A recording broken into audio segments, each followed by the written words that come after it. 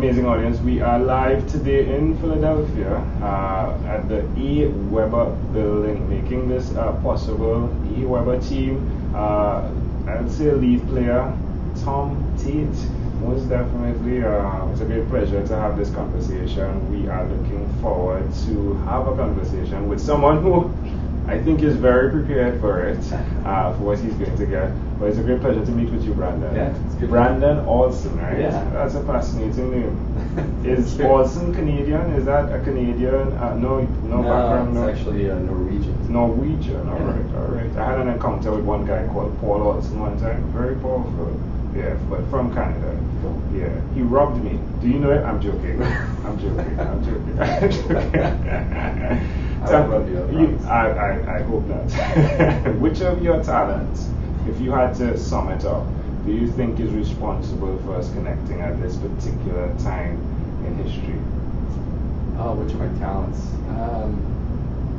I'd say probably my ability to listen intently and to really understand what someone is trying to get across. You know, sometimes people say certain things, but you kind of have to read between the lines and try and understand, the next level down to figure out exactly what they're trying to say.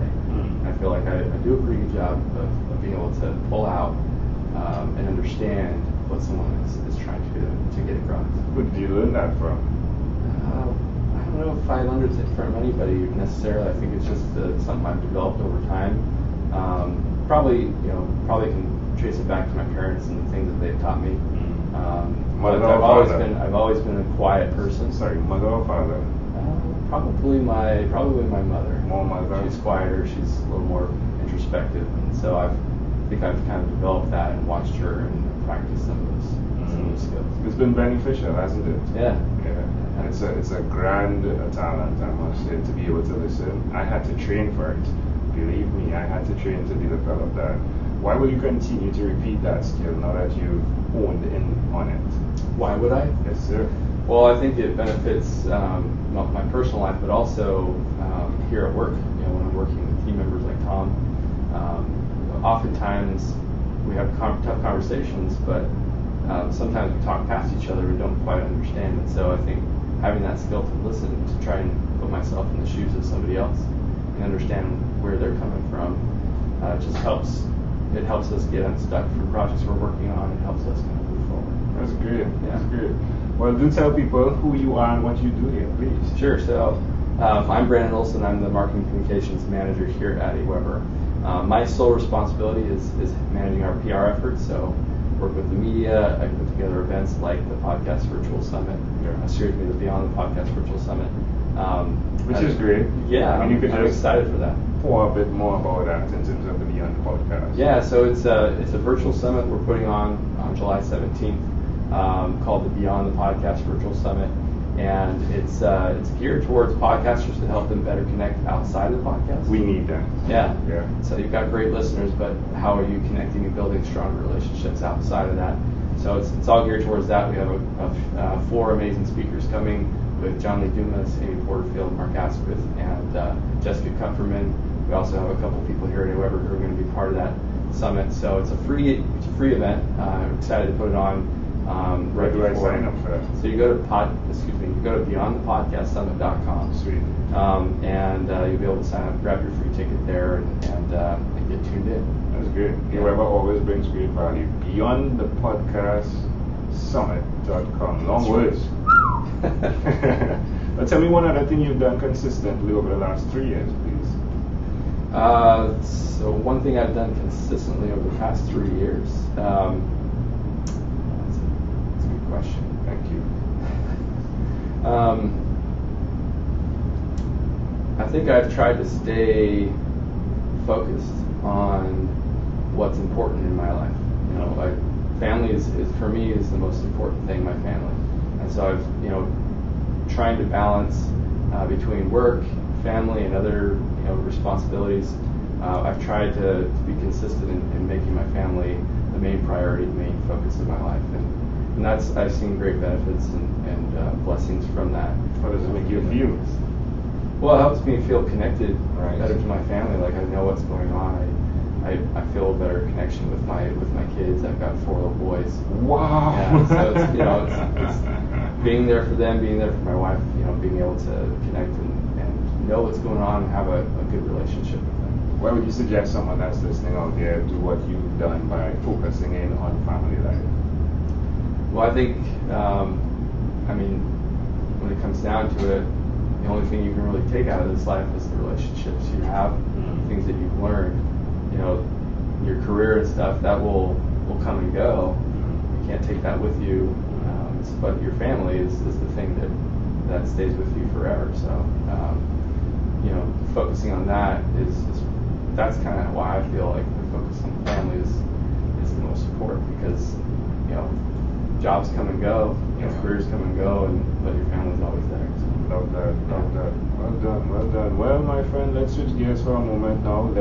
Let's imagine, right? So let me invite you into my imaginary time machine, right? That's surrounded with beautiful, warm, similar to this, blue water, right? What is your earliest childhood memory?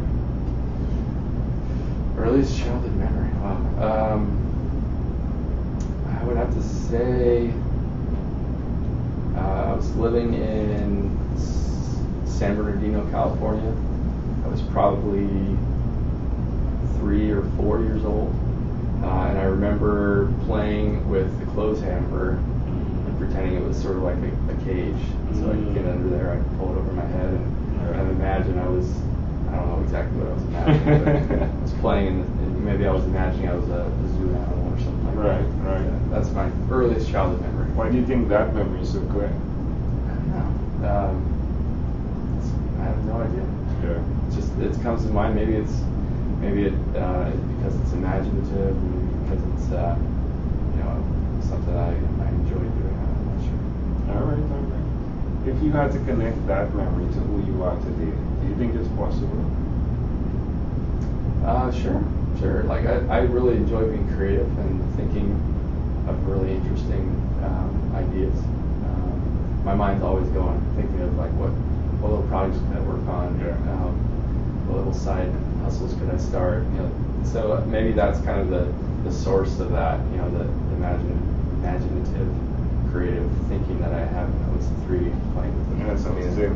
Can I offer an interpretation to the thought picture you created in my mind?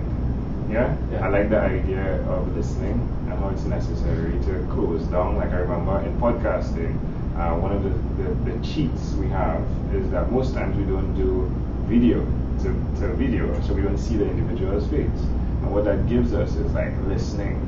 So we really strap in, usually in a room or a basement or somewhere as a podcaster, but we get to listen. And I like the metaphor, if you would, of you covering yourself to listen, within yourself.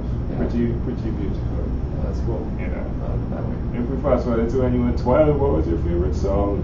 When I was 12? Yeah. I wasn't into music when I was 12. That's cool.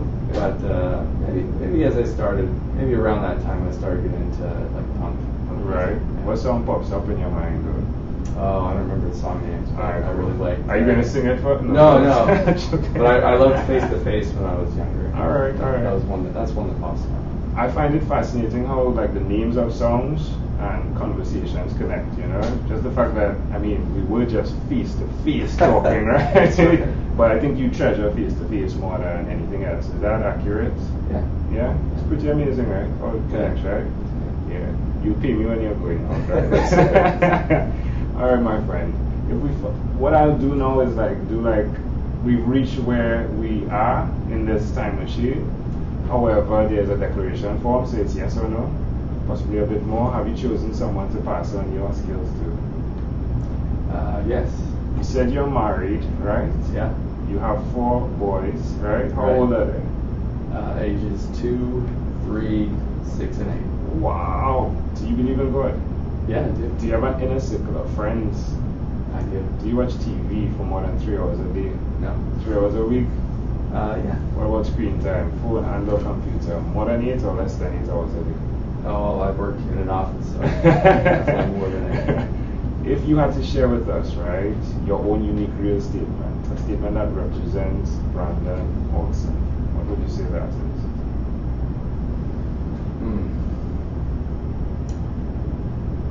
My own personal statement.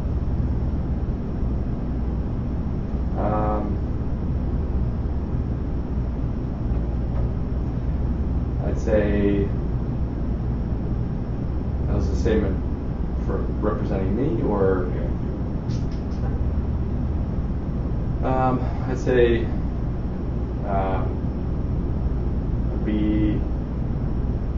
be true to who you really are. Yeah. And if it means you need to cover down with the co-tamper to do that, do it, right? Yeah. Yeah, I love it. My friend, thank you for being on What Is Inspired by 12 Minute Convos with Thank me. you. Thanks for having me.